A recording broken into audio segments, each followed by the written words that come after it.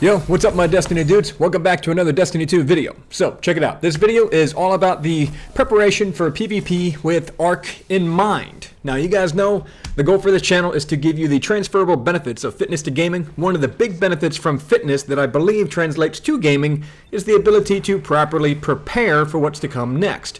PvP-wise, I believe there's going to be a huge influx of Arc weapons, and I have my eye on some, and I've been practicing them, on my own. If you guys have watched any of my anti-meta videos, you'll know that I've been starting to use more of these Arc weapons because I believe they're going to be the new meta when you get the perk Amplified. Let's talk about that right now. Here we go. Let's get right into it. Alright my dudes, before we get into it, there is a $100,000 8-week transformation challenge going on from my sponsor. So if you guys are interested in joining that challenge, I want you to text message the number that you see on screen, text FIT Gaming, and you'll be entered to compete in this challenge. Alright, so let's get right into some of the weapons that I believe are going to be big hitters for next season. You've already seen a lot of them, but it doesn't hurt for us to have a recap. The first weapon on this list is the sidearm known as Trespasser. It's a 3-round burst sidearm that when you get it ramped up, it acts like Lord of Wolves. This thing is super powerful, especially when you get that 5-round burst going. It can one-shot somebody if you are Radiant. I imagine if you're amped up, flying across the map with it, it's gonna be even better. Assuming that there's not actually a buff to the damage, I do think that having more movement speed with this weapon is going to create something of a wrecking ball situation for you if you decide to choose to use it. Next on my list is a scout rifle known as Contingency Plan. This thing is an Arc subclass fast-firing scout rifle, and the range on it's pretty good. It also rolls with kill clip, no distractions. You can put a counterbalance mod on the thing so that the bounce is even less. It is a dueling machine, as you're going to see in some of the gameplay footage right here. Now, it's really good in 6s. I'm not entirely sure how it's going to do next season when you're moving even faster, if it's going to act similar to Mod and Multi-Tool when you get amped going. But my guess is that what you're going to want to do is use this with kill clip to get yourself going with amped and then rush forward with a shotty or a fusion rifle or something of that nature so that you can close the gap.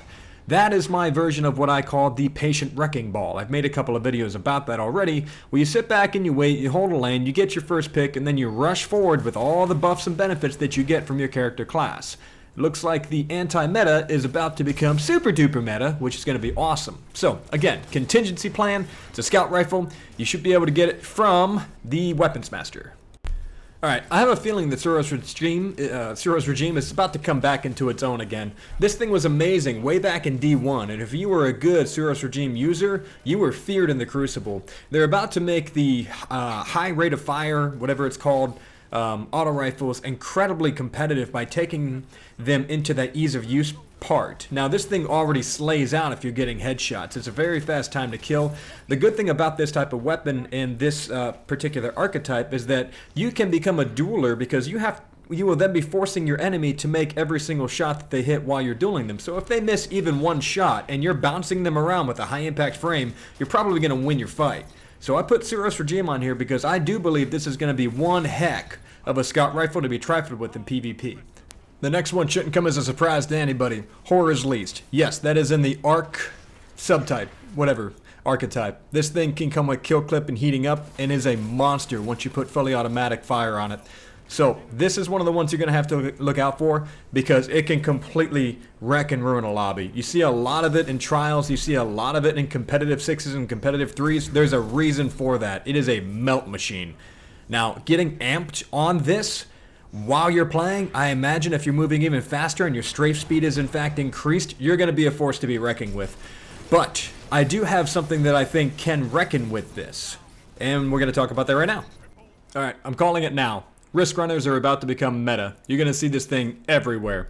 So just make sure you guys are ready. This is one of the best weapons to fight anybody using an arc weapon or arc ability against you. Plus you can charge yourself if you throw a grenade at your feet.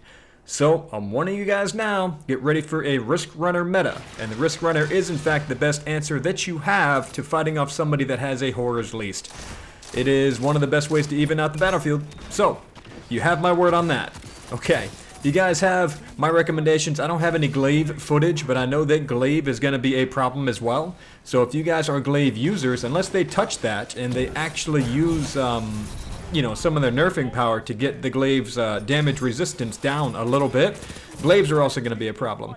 The best thing I found to combat a glaive is a grenade, especially one that freezes, because then they cannot use what they're trying to use, which is the shield portion of the glaive.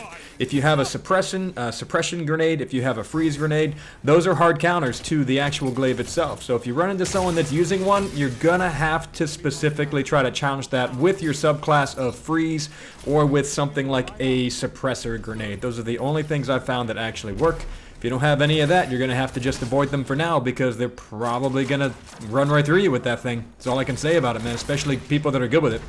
Anyway, you got my suggestions. Suros Regime, I think, is going to be a top pick. Risk Runner is going to be a problem, and Glaives are probably going to be a problem as well. I do think that Horror's Least, it's really, it's already meta, but I think it's going to really come into the meta even more. Yeah, and Trespasser I think is going to be awesome. Plug 1, you guys already know that these things are arc weapons, so pretty much anything that you can make work as an arc weapon is going to be the thing that you want to get good at using so that when you play in PvP, you're going to mop the floor with everybody. Alright, my dudes. Thank you so much for your time today. Love all you guys. Remember to keep it zen out there.